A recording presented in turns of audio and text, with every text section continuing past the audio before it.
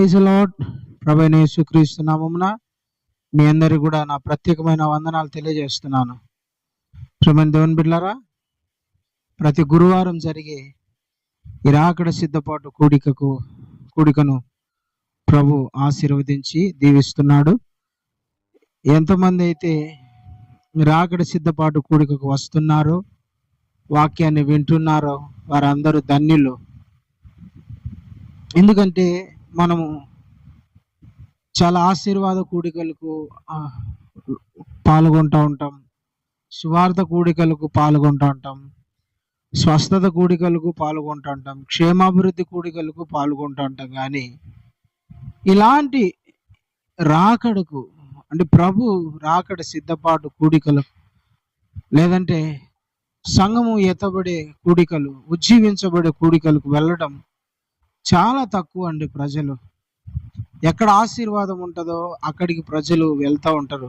కానీ ఆశీర్వాదానికన్నా ముఖ్యమైనది ఏంటంటే మనము యేసు ప్రభులాగా మారాలి అన్న నిరీక్షణ, ఆ ధైర్యం, ఆ విశ్వాసం మనలోకి రావాలి. ఆ ఆశ, కోరిక మనలో కలగాలి. యేసయ్య మనతో ఉంటే మనకు ఆశీర్వాదాలు ఉంటాయి, దీవెనలు ఉంటాయి, క్షేమం ఉంటుంది, నెమ్మది ఉంటుంది. అవన్నీ మనము యేసయ్య మీద మనసు పెట్టాలి. దేవునికి స్తోత్రం, హల్లెలూయా. మనము ఆదివారం భక్తులుగా ఉండకూడదు, కానీ ఆత్మలో మండే భక్తులుగా ఉండాలి. ఎప్పుడు కూడా ఆత్మలో మండుతూ ఉండాలంట, విశ్వాసంలో ఎదుగుతూ ఉండాలి. అంత మాత్రమే కాకుండా మన అంతరంగ పురుషుడు దినదినము నూతన పరచబడుతూ ఉండాలా, బలపరచబడుతూ ఉండాలా, దేవునికి దగ్గరైపోవాలా. అంటే యేసయ్యలాగా మారిపోవాలి అన్న ఆశ మనలో కలగాల. అప్పుడే మనము ఆత్మలో క్షేమాభివృద్ధి కలుగుతాం, అన్ని విషయాలలో కూడా వర్ధిల్లుతాం అన్నమాట. ప్రభు మీ అందరినీ దీవించునుగాక. మరొకసారి ప్రభువైన యేసుక్రీస్తు నామమున మీ అందరికీ కూడా నా వందనాలు. దేవుడు మీ అందరిని ఆశీర్వదించునుగాక. ప్రియమైన దేవుని బిడ్డలారా, ప్రతి వారం మనము ఈ రాకడ సిద్ధపాటు కూడికలో ఎట్లా మనం ప్రభువుని చేరగలము, ఎట్లా మనము సిద్ధపడగలము, ఎట్లా మనము ప్రభుని ఎదుర్కోగలము, ఆయన మహిమలోకి వెళ్ళటానికి ఏ మచ్చ, డాగు, కలంకం లేని పరిపూర్ణులుగా మనం సిద్ధపడాలి. దేవుడు అదే, ప్రభు అదే చెప్పేది. ఏ కలంకం లేకుండా ఆయన ఎదురుగా మనం నిలబడాలి. ఈ నిరీక్షణ కలిగి మనం భక్తి చేయాలి. ప్రైజ్ ది లార్డ్, హల్లెలూయా. మనము యేసు ప్రభు మేఘాల మీద వచ్చినప్పుడు మనము అప్పటికి సజీవులుగా ఉండవచ్చు, సజీవులుగా లేకపోవచ్చు, మరణించిండవచ్చు, లేదా సజీవులుగా ఉండవచ్చు మనం. అయితే మన నిరీక్షణ ఏంటంటే మనము సజీవులుగా ఉన్నప్పటికీ, మరణించినప్పటికీ ఆయన మేఘాల మీద మేఘారుడై ఆయన మధ్య ఆకాశంలోకి వచ్చినప్పుడు మనము ఆయనను కలుసుకోవడానికి సిద్ధంగా ఉండాలి. మన శరీరము మార్పు చెందడానికి, ఆయన పోలికలోకి రావడానికి మనము భక్తి చేయాలా.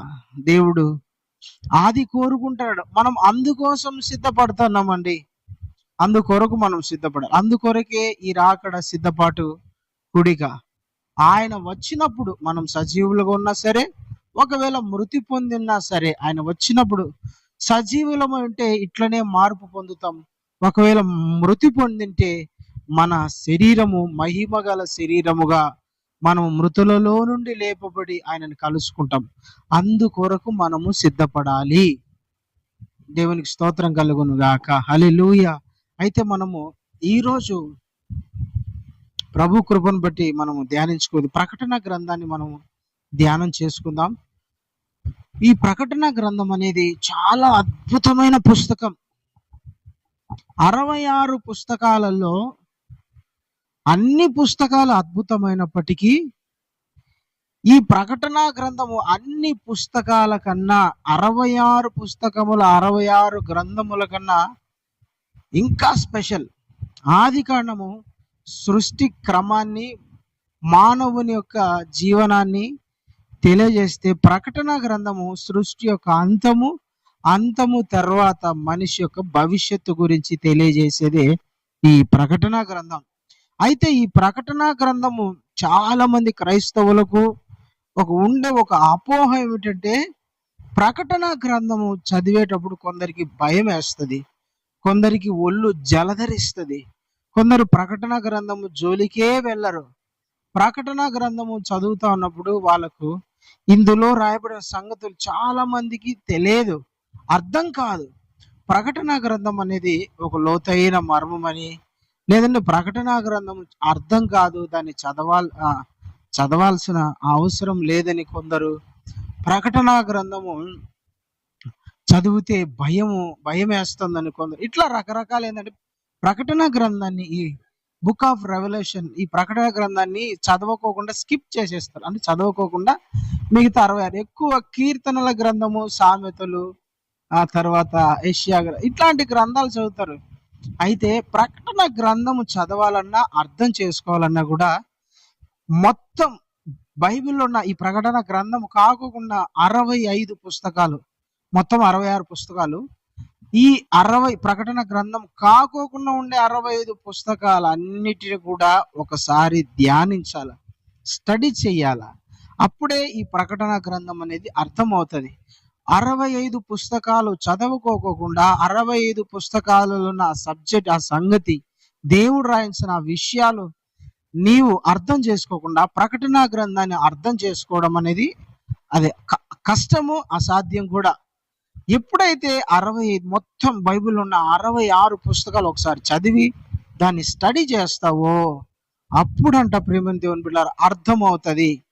దావీదు అంటాడు 119వ కీర్తనలో, ధర్మశాస్త్రం, నీ ధర్మశాస్త్రమందు ఆశ్చర్యకరమైన సంగతులు నేను చూచినట్లు నా కన్నులు తెరుము అంటాడు. ప్రియమైన దేవుని బిడ్డలారా, దేవుని ధర్మశాస్త్రములో ఉన్న సంగతులు అంటే ఈ బైబిల్ గ్రంథంలో ఉన్న సంగతులు, విషయాలు నీకు తెలియాలంటే, నువ్వు వీటిని అర్థం చేసుకోవాలంటే నీకు ఏం కావాలంట? మన కన్నులు తెరవబడాలి. దావీదు అదే ప్రార్థన చేస్తాను, ప్రభా ధర్మశాస్త్రములో ఉన్న సంగతులు నాకు తెలియాలా. అది తెలియాలంటే ఏం చేయాలంట?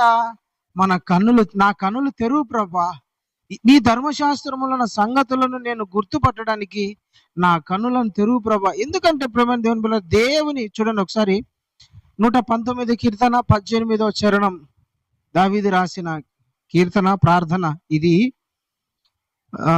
చూడండి 119వ కీర్తన 18వ చరణం, నేను నీ ధర్మశాస్త్రమునందు ఆశ్చర్యకరమైన సంగతులను చూచున్నట్లు నా కన్నులు తెరువు, ఓపెన్ మై ఐస్. ఎందుకు దావీదు ప్రార్థన చేస్తున్నాడు, దేవుని అడుగుతున్నాడు అంటే, ధర్మశాస్త్రములో ఆశ్చర్యకరమైన సంగతులు ఉన్నాయి. అవి దావీదు పై కన్నులతో చూస్తున్నాడు, పై కన్నులతో గమనిస్తున్నాడు, కానీ అవి ఏమవుతానంటే అర్థం కావడంలా. ధర్మశాస్త్రం చదువుతున్నప్పుడు దాని లోతు అర్థం కావడంలే, పైన అర్థం చేసుకుంటాడు. ఇప్పుడు సముద్రం ఉందండి, సముద్రం ఒడ్డులో చేపలు దొరుకుతాయంటారా? సముద్రం ఒడ్డులో చేపలు పడతాయా? చేపలు దొరకాలంటే సముద్రం కొంచెం లోతు, ఒడ్డు దాటి కొంచెం లోతుకి వెళ్తే అక్కడ చేపలు అనేది దొరుకుతాయి, పడతాయి. ఒడ్డులో వెతుకుతా ఉంటే చేపలు దొరకవు, చేపలు పడవు, వలకు పడవు. గాలానికి ఏదన్నా ఒకటి ఎరేసినప్పుడు పడుతుందేమో కానీ గంపలుగా గుత్తలుగా పడాలంటే సముద్రం కొంచెం లోతుగా పోయి అక్కడ వల వేయాల. దేవుని ధర్మశాస్త్రం కూడా అంతే. చాలా మంది ఏంటంటే పైన చదువుకుంటా వెళ్తారు కాబట్టి అర్థం కావడంలే. ఎప్పుడైతే ధర్మశాస్త్రం లోతుకెళ్ళి చదవాలంటే ఏం చేయాలి? అర్థం కావాలంటే ఏం కావాలా? దావీదు చేసిన ప్రార్థన చెయ్యాల. ఏమని? ప్రభువా, నీ ధర్మశాస్త్రములో నీవు రాపించిన ఈ లేఖనములను అర్థం చేసుకోగలిగిన ఆత్మీయ మనోనేత్రములు, మనసు, అభిషేకము నాకు నాయన అని ప్రార్థన చేస్తే దేవుని ధర్మశాస్త్రంలో వాక్యములో ఉన్న ఆశ్చర్యకరమైన సంగతులు పరిశుద్ధాత్మ దేవుడు నీ కన్నులకు బయలుపరుస్తాడు. హల్లెలూయా, దేవునికి స్తోత్రం కలుగును గాక. యేసు ప్రభు పునరుద్ధానుడైన తర్వాత యేసు ప్రభు శిష్యులలో ఇద్దరు ఎమ్మయి అనే గ్రామానికి నడుచుకుంటూ వెళ్తా ఉన్నప్పుడు వాళ్ళు ప్రవక్తల లేఖనాలను చదివారు, తర్వాత వాక్యాన్ని వాళ్ళు ధ్యానించారు.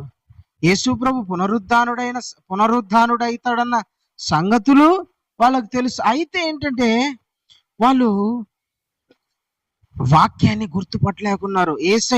ఏసయ్య లేచాడు, పునరుద్ధానుడైనాడంటే వాళ్ళు నమ్మలేకున్నారండి. అయితే యేసు ప్రభు వాళ్ళిద్దరితో కలిసి వెళ్తా ఉన్నప్పుడు దేవుడు వాళ్ళతో చెప్తాన్నాడు, వాళ్ళతో మాట్లాడుతున్నాడు. హల్లెలూయా, దేవునికి స్తోత్రం కలుగును గాక.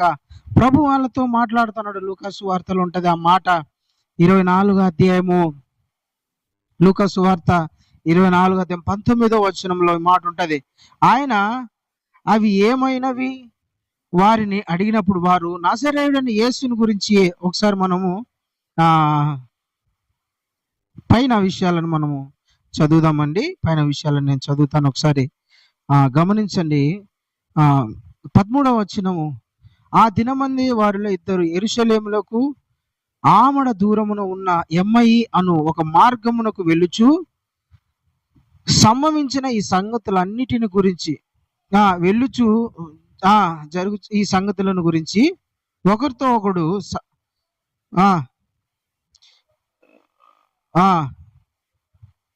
వారు ఒకరితో ఒకరు సంభాషించుకొనుచుండిరి. వారు ఆలోచించుకొనుచుండగా యేసు తానే వారి దగ్గరికి వచ్చి వారితో అయితే వారు ఆయనను గుర్తుపట్టలేకుండా వారి కన్నులు మూయబడి ఉండెను. అంటే యేసు ప్రభు వాళ్ళతో ఉన్నాడు. వాళ్ళు యేసు ప్రభు చనిపోయి 3వ దినమున తిరిగి లేచి శిష్యులందరికీ కనపడ్డాడు. వాళ్ళు కాక ఇంకొంతమంది శిష్యులు, యేసు ప్రభుకు ఇంచుమించు చాలా మంది శిష్యులు ఉన్నారు, 12 మందే కాదు. వాళ్ళు ఎమ్మయి గ్రామానికి వెళ్తా ఉన్నప్పుడు వాళ్ళు ఈ మాటలు ధ్యానించుకుంటారు. అరే, యేసయ్య చనిపోయి తిరిగి 3వ దినం లేస్తానన్నాడు కదరా, అయితే మన శిష్యులలో చాలా మంది యేసు ప్రభు లేచాడు అంటున్నారు, ఇది ఎట్లా సాధ్యం రా అని వాళ్ళలో వాళ్ళు మదన పడుకుంటా, లేదంటే గలిబిలు అవుతా, లేదంటే సందేహించుకుంటా మాట్లాడుకుంటారు. అయితే యేసు ప్రభు వాళ్ళ మధ్యలో, వాళ్ళ వెనకల నిలబడి వాళ్ళతో నడుస్తా మాట్లాడుతా ఉన్నాడు. యేసు ప్రభు వాళ్ళతో ఉన్నాడు, ఆయనే అని వాళ్ళు గుర్తుపట్టలేకపోయాడంట. ఉన్నది ఎవరు? యేసయ్య. కానీ వాళ్ళ కన్నులు ఏమైపోయాయంటే మోయబడ్డాయి. కన్నులు అంటే ఈ కన్నులు కాదండి, ఆత్మ సంబంధమైన నేత్రాలు, మన ఆత్మ నేత్రాలు, మన హృదయము మూయబడ్డాయంట వాళ్ళ కన్నులు. ఎప్పుడైతే దేవుడు వాళ్ళతో మాట్లాడడం మొదలు పెట్టినాడో, చూడండి 19వ వచనంలో, ఆయన అవి ఏమని వారిని అడిగినప్పుడు వారు నజరేయుడైన యేసుని గురించి సంగతులే, ఆయన దేవుని ఎదుటను ప్రజలందరి ఎదుటను క్రియలలోను వాక్యములోను శక్తి గల ప్రవక్త ఉండెను. మన ప్రధాన యాజకులు అధికారులు ఆయనకు ఎలాగ మరణ శిక్షకు అప్పగించి ఆయనను సిలువ వేయించురో నీకు తెలియదా అని యేసు ప్రభుతో అంటున్నాడు. వాళ్ళన్నీ చెప్పిన తర్వాత యేసు ప్రభు అంటున్నాడు 25వ వచనం, అందుకు ఆయన అవివేకులారా, ప్రవక్తలు చెప్పిన మాటలన్నయో నమ్మని మందమతులారా, క్రీస్తు ఎలాగ శ్రమపడి తన మహిమలో ప్రవేశించిన అగత్యము కాదా అని వారితో చెప్పి, మోషేయు సమస్త ప్రవక్తలు మొదలుకొని లేఖముల అన్నిటిలో తన్ను గురించిన వచనాల భాగము వారికి తెలిపిన తర్వాత వాళ్ళ కన్నులు, వాళ్ళ హృదయములు 31లో వారి కన్నులు తెరవబడి ఆయనను గుర్తుపట్టిరి. హల్లెలూయా. దేవుని వాక్యము తెలియాలంటే, దేవుని వాక్యం యొక్క లోతు అర్థం కావాలంటే ఏం కావాలంట? కన్నులు తెరవబడాలి. దావీదు చేసిన ప్రార్థన చేయాల. దావీదు చేసిన ప్రార్థన చేసినప్పుడు దావీదు మొరపెట్టినట్టుగా, దావీదు విజ్ఞాపన చేసినట్టుగా, దావీదు దేవుని సన్నిధిలో అడిగినట్టుగా నీవు కూడా దేవుని సన్నిధిలో అడిగితే, ప్రభువా ధర్మశాస్త్రములో ఆశ్చర్యకరమైన సంగతులు నాకు తెలియనట్లు నా కన్నులు తెరువు ప్రభువా, నీ సంగతులు చూసేటట్లు నా కన్నులు తెరువయ్యా అని ప్రార్థన చేస్తే దేవుడు పరిశుద్ధ గ్రంథంలో రాయబడిన దేవుని వాక్యము యొక్క లోతు నీకు అర్థమయ్యేటట్టుగా నీ హృదయం, నీ అంతరంగపు యొక్క కన్నులు తెరుస్తాడు ఆయన. హల్లెలూయా, దేవునికి స్తోత్రం కలుగును గాక. దేవుని యొక్క మహిమ నీకు కనపడకోకుండా ప్రభు యొక్క ఆ శక్తి, ఆయన వాక్యము యొక్క లోతు, ఆ వాక్యంలోని ఆశీర్వాదం, ఆ వాక్యంలోని అభిషేకం, ప్రవాహము, లేదంటే ఆ వాక్యముల యొక్క ప్రభావము నీకు తెలియకోకుండా, కనపడకోకుండా ఈ యుగ సంబంధమైన దేవత వారి అంటే అవిశ్వాసుల యొక్క మనోనేత్రములను గుడ్డితనం కలుగజేసింది. చాలా మంది అవిశ్వాసులే కాదు, విశ్వాసులు కూడా వారి కన్నులు ఏమైపోయినాయంటే గుడ్డితనము మూయబడ్డాయి. అయితే ఈ రాత్రి పరిశుద్ధాత్మ దేవుడు ప్రతి ఒక్క కన్నులు తెరువును గాక. వింటున్న ప్రతి ఒక్కరి కన్నులు పరిశుద్ధాత్మ దేవుడు తెరువును గాక. తెరిచినప్పుడే యేసుక్రీస్తు యొక్క దైవత్వం యొక్క ఆ మహిమ నువ్వు కళ్ళారా చూస్తావు, నీ హృదయం గుర్తుపడుతుంది, వాక్యం యొక్క లోతులోకి నువ్వు వెళ్ళగలవు. అప్పుడు ప్రకటన గ్రంథం అనేది నీకు ఈజీగా అర్థమవుతుంది. నేను ఎందుకు ఈ వాక్యం చెప్తానంటే పిల్లరా, ప్రకటన గ్రంథం లేక పోకముందుకు ఎందుకు నీకు ఇది ఉపోద్ఘాతంగా చెప్తాను. ఎందుకు చెప్తానంటే ప్రకటన గ్రంథం అర్థం కావాలంటే నీకు దేవుని యొక్క మనసు తెలియాల, ప్రార్థన చేయాల.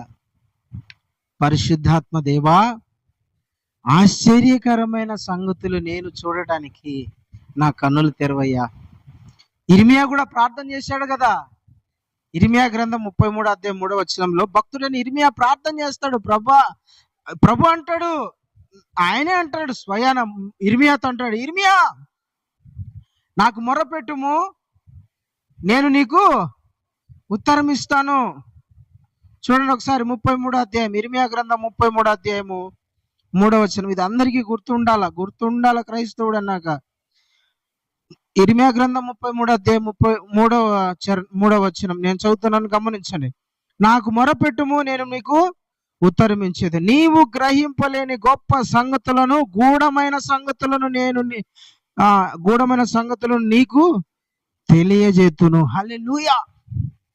ఎలాంటి సంగతులను దేవుడు తెలియజేస్తారంట? గూఢమైన సంగతులు, తర్వాత గొప్ప సంగతులు. నాకు మొరపెట్టు.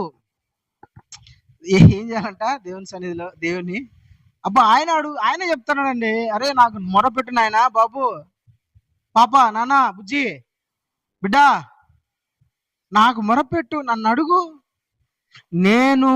నువ్వు గ్రహించలేని గొప్ప సంగతులు, గూఢమైన మర్మములను నీకు బయలుపరుస్తా, తెలియజేస్తా, నువ్వు గుర్తుపట్టేటట్టుగా నేను నీకు బోధిస్తా. సూపర్ అండి. అసలు దేవుడే అంటున్నాడు, నాకు మొరపెట్టు నాయన. దావీదు మొరపెడుతున్నాడు, నీ ఆశ్చర్యకరమైన సంగతులు నేను గుర్తుపట్టడానికి నాకు నా కన్నులు తెరవయ్యా అని దేవుడు అంటున్నాడు. దానికి జవాబుగా అనుకోండి, జవాబుగా ఏమంటున్నాడు? నాకు మొరపెట్టు, నేను నీకు గొప్ప సంగతులు, నీవు గ్రహించలేని గొప్ప సంగతులు, గూఢమైన సంగతులు నేను నీకు తెలియజేస్తా. హల్లెలూయా, ప్రైజ్ ది లార్డ్. దేవునికి స్తోత్రం కలుగునుగాక. పరిశుద్ధాత్మ దేవుడు ఈ రాత్రి నీకు చెప్తున్నాడు, నీకు దేవుని వాక్యము లోతు అర్థం కావాలంటే, ప్రకటన గ్రంథం అర్థం కావాలంటే నీవేం చేయాలంటే దేవుని సన్నిధిలో కూర్చొని అడగాల, వేడుకోవాల.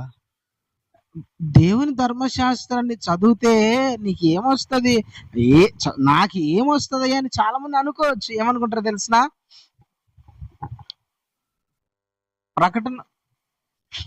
ప్రకటన గ్రంథం, బైబిల్ చదివితే, దేవుని వాక్యం చదివితే ఏమొస్తుంది, అడిగితే ఏమొస్తుంది, వాక్యం అర్థమవుతుంది, వాక్యము అర్థమవుతుంది అని చాలా మంది అనుకుంటారు. కాదండి, నీకు వాక్యం చదివితే, వాక్యం యొక్క లోతు నీకు అర్థమవుతే అద్భుతం. అసలు యెహోషువతో దేవుడు అంటాడు, యెహోషువ గ్రంథము 1వ అధ్యాయము చూడండి. యెహోషువ గ్రంథం 1వ అధ్యాయము 8వ వచనం. ఈ ధర్మశాస్త్రమును నీవు బోధింపక తప్పిపోకూడదు. దానిలో రాయబడిన వాటన్నిటి ప్రకారం చేయుటకు నీవు జాగ్రత్త పడునట్లు దీవారాత్రములు దాన్ని ధ్యానించిన ఎడల నీ మార్గములను వర్ధిల్ల చేసుకుని చక్కగా ప్రవర్తించెదవు. హల్లెలూయా. దేవుని ధర్మశాస్త్రాన్ని అంటే వాక్యాన్ని చదివితే నీకేమొస్తుందంటే, వాక్యాన్ని ధ్యానం చేస్తే నీకేమొస్తుందంటే, వాక్యాన్ని నువ్వు ప్రేమిస్తే ఏమొస్తుందంటే, చూడండి రాయబడిన నీ మార్గములు అన్నిటిలో నీ మార్గములను వర్ధిల్ల చేసుకొని చక్కగా ఎట్లా ప్రవర్తించాలో నువ్వు నేర్చుకుంటావు. దేవుడు నేర్పిస్తాడు, నిన్ను వర్ధిల్లింపజేస్తాడు. అన్ని కోణాలలో నువ్వు విస్తరిస్తావు, అభివృద్ధి చెందుతావు. దేవుడు నిన్ను ఆశీర్వదిస్తాడు. ప్రభు నిన్ను దీవిస్తాడండి. దేవుని ధర్మశాస్త్రాన్ని చదువుతా ఉంటే, ధ్యానిస్తూ ఉంటే, అందులో ఉన్న రాయబడిన దేవుని వాక్యం యొక్క లోతు మర్మము, దేవుని మనస్సు నీకు తెలిస్తే అన్ని విషయాలలో, ప్రేమలో, ఆత్మీయంగా, ఆర్థికంగా, ఆరోగ్యంగా, అన్ని విషయాలలో నువ్వు ఏం చేస్తావు? వర్ధిల్లుతో నీ మార్గములో నువ్వు చక్కగా ప్రవర్తించడానికి దేవుడు నీకు నేర్పిస్తాడు. వాక్యం ద్వారా ఎట్లా నడవాలా, ఎట్లా బ్రతకాలా, ఎట్లా మాట్లాడాలా, ఎట్లా ప్రవర్తించాలా, ఎట్లా నడుచుకోవాలా, మనుషుల దగ్గర ఎట్లుండాలా, అధికారుల దగ్గర ఎట్లుండాలా, లోకములు ఎట్లుండాలా, అన్నిటినీ నీకు నేర్పిస్తాడు ప్రభు. దేవునికి స్తోత్రం కలుగును గాక. ఆత్మ సంబంధమైన సంగతులు నీకు నేర్పిస్తాడు దేవుడు. అపజయాలలో విజయాన్ని ఎట్లా పొందాలా, ప్రతిదీ నేర్పిస్తాడు నీకు. అందుకనే దేవుని ధర్మశాస్త్రము, ఈ ప్రకటనా గ్రంథం నీకు అర్థం కావాలంటే మొట్టమొదటిగా నీకేం అర్థం కావాలి తెలిసిన? ఈ 65 మిగతా 65 పుస్తకాలు నీకు అర్థం కావాలి. దావీదు కీర్తనలో మొదటి కీర్తనలో ఉంటది కదా, దీవారాత్రములు ధర్మశాస్త్రం దీవారాత్రులు ధ్యానించువాడు ధన్యుడు, అతడు నీటి కాలవల యోరన నాటబడినదై ఆకు వాడక తన కాలమందు ఫలమిచ్చే చెట్టు వలె ఉంటారంట. దేవుని ధర్మశాస్త్రమును దీవారాత్రులు ధ్యానం చేస్తే ఆకు వాడక నీ జీవితము ఎప్పుడు ఫలించేదిగా ఉంటది. హల్లెలూయా. దేవునికి స్తోత్రం కలుగును. ప్రియమైన దేవుని బిడ్డలారా, మొట్టమొదటిగా ప్రకటన గ్రంథం నీకు అర్థం కావాలంటే మిగతా 66 పుస్తకాలు నువ్వు ఏం చేయాలా? ధ్యానం చేయాలి. అప్పుడు ఈ ప్రకటన గ్రంథం యొక్క లోతు నీకు అర్థమవుతుంది. ఈ ప్రకటన గ్రంథంలో రాయబడిన సంగతులు నువ్వు అర్థం చేసుకోగలవు. దేవుని మనసు నీకు అర్థమవుతుంది, ప్రభు నీకు అర్థమవుతాడు, సృష్టి భవిష్యత్తు నీకు అర్థమవుతుంది, భవిష్యత్తు నీకు తెలిసిపోతుంది.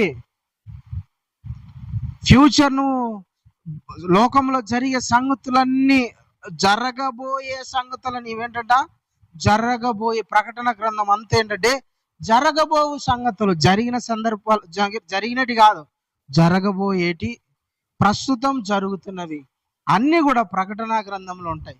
పైన చదువుతా పోతే నీకేం అర్థం కాదు. అదేందో క్రూర మృగం అంట, అదేందో ఒక ఆమె సూర్యుని ధరించుకొని చంద్రుని మీద నిలబడిందంట, ఆకాశములో నుండి 3వ భాగము ఘట సర్పము కిందికి 3వ భాగాన్ని కిందికి లాగిపడేసిందంట. నీకు అర్థం కాదు నీకు అసలు.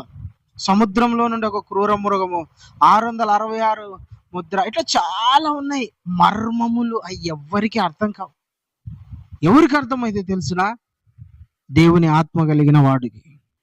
ఆత్మ నేత్రములను పరిశుద్ధాత్మ దేవుడు ఎవరైతే తెలుస్తాడో వాళ్ళకు మటుకు అర్థమవుతుంది. హల్లెలూయా. దేవునికి స్తోత్రం కలుగును. ప్రియమైన దేవుని బిడ్డలారా, ఈ ప్రకటన గ్రంథం నీకు అర్థం కావాలంటే వాక్యాన్ని నువ్వు ధ్యానం చేయాలి. ఒక్క మాట చదివి మనం ఈరోజు ఈ సందేశాన్ని ముగించుకుందాం. ప్రకటన గ్రంథము నీకు అర్థం కావాలంటే నువ్వు ఏం చేయాలంటే, నీకు వీలు అయినంత సేపు 1 గంట చదువుతావో, 2 గంటలు చదువుతావో, 3 గంటలు చదువుతావో, బైబిల్ చేత పట్టుకొని మోకరించి చదివేటప్పుడు ఒక చిన్న ప్రార్థన చేసుకో. పరిశుద్ధాత్మ దేవా, నీవిచ్చిన ఈ గ్రంథాన్ని నేను చదువుతున్నా, ధ్యానం చేస్తున్నా, అర్థమయ్యే కృప నాకు ఈ ప్రభువా ఇందులో సంగతులు, రాయబడిన సంగతులు నేను తెలుసుకోవాలా, నీ మనసు తెలుసుకోవాలా, నీలాగా నేను మారాలా. అయ్యా, నా కొరకు ఇచ్చిన ఈ ధర్మశాస్త్రాన్ని నేను అర్థం చేసుకునే కృప నాకి అని ప్రార్థన చేస్తే ఆశ్చర్యం ఏంటో తెలిసిన, ఈ గ్రంథాన్ని రాపిచ్చింది ఎవరు? పరిశుద్ధాత్మదేవుడు. ఆయన నీకు తెలియజేస్తాడు, ఆయన నీతో మాట్లాడతాడు, ఆయన అర్థమయ్యేటట్టు చేస్తాడు. ఇది రాపిచ్చింది దేవుడే, ఇది నీకు అర్థం అయ్యేటట్టు చేసేది ప్రభువే. కాబట్టి ప్రభుని అడగాల. కూర్చో, ఈరోజు రాత్రి అంతా సెల్ ఫోన్ వదిలేసి, సెల్ ఫోన్ వాడద్దు, అవసరమైనంత వరకు వాడుకో, కానీ ఎక్కువగా దేవుని వాక్యము నీకు తెలియాల. దేవుని వాక్యం నీకు తెలియకపోతే వ్యర్థం. సెల్ ఫోన్ మీద నీ దృష్టి కాదు, కాలక్షేపణ మీద నీ దృష్టి కాదు, దేవుని వాక్యం మీద నీ దృష్టి పెట్టు. దేవుని వాక్యం మీద నువ్వు దృష్టి పెడితే అప్పుడు ఇందులో ఉన్న ఆశీర్వాదాలన్నీ కూడా నీ తల మీదకి, నీ కుటుంబం మీదకి, నీ మీదకి పరిశుద్ధాత్మ దేవుడు కుమ్మరించును గాక. ఆమేన్. చిన్న వాక్యం, ప్రకటన గ్రంథంలో 1వ అధ్యాయము 1వ వచనాన్ని చదువుదామండి. యేసుక్రీస్తు తన దాసులకు కనపరచుటకు దేవుడు ఆయనకు అనుగ్రహించిన ప్రత్యక్షత. ఈ సంగతులు త్వరలో సంభవింపనయున్నవి. ఆయన తన దూత ద్వారా వర్తమానము పంపి తన దాసుడైన యోహానుకు వాటిని సూచించెను. ఎవరికంట? ఈ ప్రకటన గ్రంథము, ఈ ప్రకటన గ్రంథంలో రాయబడిన సంగతులు మనం అర్థం, త్వరలో సంభవింపనయున్నవి. ఈ సంగతులు త్వరలో సంభవింపనయున్నవి అంటే ఈ సంగతి త్వరలో జరగనయున్నవి. జరగబోయే సంగతులను పరిశుద్ధాత్మ దేవుడు రాయించాడండి. ఈ సంగతులు నీకు తెలియని ఫ్యూచర్, నీకు భవిష్యత్తులో జరగబోయే సంభవాలు, సంగతులు, సూచనలు, దేవుడు లోకంలో ఎలాంటి పరిస్థితి ఉంటుంది, సంఘంలో ఎలాంటి పరిస్థితి ఉంటుంది, రాజకీయంలో ఎలాంటి మార్పులు వస్తాయి, మనుషులలో ఎట్లాంటి మార్పు వస్తుంది, లోకంలో ఎలాంటి మార్పు వస్తుంది, ఇవన్నీ కూడా నీకు తెలియాల. అవన్నీ త్వరలో ఒక్కొక్కటి దానికి మార్పు ఏ విధంగా అప్డేట్ అవుతా ఉంటాయి. ఈ అప్డేట్ అంతా ఎక్కడికి దారి తీస్తుంది? ఇప్పుడు వచ్చే అన్ని టెక్నాలజీ చూడండి, ప్రతి దాంట్లో అప్డేట్ అయిపోతున్నారు మనుషులు, అన్ని విషయాలలో అప్డేట్ అయితే ఇవన్నీ ఎక్కడికి తీసుకువెళ్తాయో మనకు తెలియాలంటే ఏం చేయాలంట? ఈ సంగతులను మనము తెలుసుకోవాలంటే, ప్రభువా, పరిశుద్ధాత్ముడా, ఈ సంగతులు త్వరలో జరగబోయే ఈ సంగతులు, సంభవించబోయే సంగతులు నాకు తెలియడానికి నీ కృప చూపు అని అడగాల, ప్రార్థన చేయాల. దేవుడు జరగబోయే సంగతులు నీకు తెలియజేస్తాడు. హల్లెలూయా. చూడండి, ప్రకటన గ్రంథంలో ముఖ్యంగా చాలా ఉన్నాయి. రాజకీయంలో మార్పు, మనుషులలో మార్పు, లోకంలో మార్పు, సంఘంలో మార్పు, సేవకులలో మార్పు, విశ్వాసులలో మార్పు, సృష్టిలో మార్పు, ఇవన్నీ రాబోయే రోజుల్లో అన్ని దాంట్లో ఒక మార్పు అనేది జరుగుతుంది. అవన్నీ నీకు తెలియాలంటే ఫస్ట్ ఏం చేయాలంటే గ్రంథం అంతటి గురించి మీరు తెలుసుకోవాలి.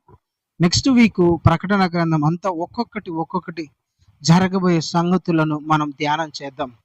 ప్రభు ఇంతవరకు మనకు పరిశుద్ధాత్మ ద్వారా మనకు తెలియజేసిన సంగతులన్నిటిని బట్టి చిన్న ప్రార్థన చేసుకుందాం. దేవుడు ఈ వాక్యాన్ని దీవించునుగాక.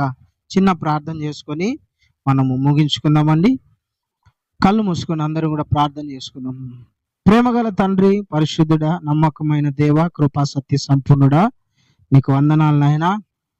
ప్రభా, నీ ప్రేమను బట్టి, నీ కృపను బట్టి స్తోత్రాలు చెల్లిస్తున్నాను. ఈ రాకడ సిద్ధపాటు కూడికను మీరు దీవించి ఆశీర్వదించి నడిపిస్తున్నందుకు నీ కృతజ్ఞతలు. ఎందరైతే నీ మాటలు వింటున్నారో వాళ్ళందరినీ ఆయన మీరు బలపరచండి. పరిశుద్ధాత్మ దేవా, నీ గ్రంథంలో రాయబడిన సంగతులు, ప్రకటన గ్రంథంలో రాయబడిన సంగతులు అన్నీ కూడా నీ బిడ్డలు తెలుసుకోవడానికి వారి మనోనేత్రములు మీరు తెరవండి, వెలిగించండి. ఆశ్చర్యకరమైన సంగతులు చూడడానికి ప్రభా నీవు కృప చూపమని వేడుకుంటున్న గూఢమైన సంగతులు, మర్మములను సహితము బయలుపరచువాడవు నీవే. కాబట్టి ప్రభా, నీ ఎదుట, నీ పాదాల ఎదుట నన్ను నేను తగ్గించుకుంటూ వేడుకుంటున్నాను. నీ బిడ్డలు ఈ రోజు నుంచి వాక్యమును చదువుతుండగా, ధ్యానిస్తుండగా వారి అంతరంగం, వారి మనసులో ఉన్న నేత్రాలు, కనులు తెరిచి మీ హృదయము గుర్తుపట్టడానికి మీరు కృప చూపండి ప్రభా. నీ బిడ్డలను ఆశీర్వదించండి, దీవించండి, అన్ని కోణాలలో మీరు వర్ధిల్లింప చేసి అయ్యా నీ మహిమకు కారణం, నీ మహిమ వాళ్ళు నాయన నా తండ్రి నిన్ను మహిమపరచడానికి, స్తుతించడానికి, ఆరాధించడానికి మీరు కృప చూపమని వేడుకుంటూ నీ బిడ్డలను బ్లెస్ చేయండి ప్రభా. నా తండ్రి నీ కృపలో వారిని కాపాడండి, బలపరచండి, ఎందులో పడిపోకోకుండా ఆత్మలో వర్ధిల్లడానికి మీరు కృప చూపి నడిపించమని అతి త్వరలో రాబోతున్న నజరేయుడైన యేసయ్య పేరట ప్రార్థించి అడుగు వేడుకొని పొందినాము తండ్రి. Amen, amen. ప్రభు మీ అందరిని దీవించి ఆశీర్వదించునుగాక. ఆమెన్.